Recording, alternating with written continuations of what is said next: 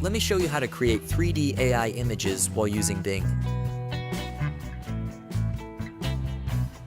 Firstly, open any browser and search bing.com. Now search Bing AI Image Creator here. Open Image Creator from Microsoft Designer Bing. You can see this screen. Now you can create your account with your Gmail. Enter prompt on search bar. Prompt is in the description.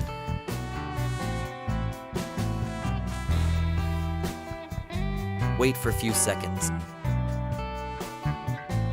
Now here is a result. Click to preview images. These are all the images I created by one strong prompt, and modify it further for more amazing results. If you want that strong prompt, link to this prompt is present in our description. You can easily download image with one click. That's it.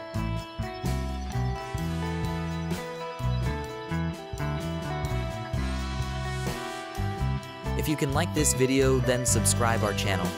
Thanks for watching.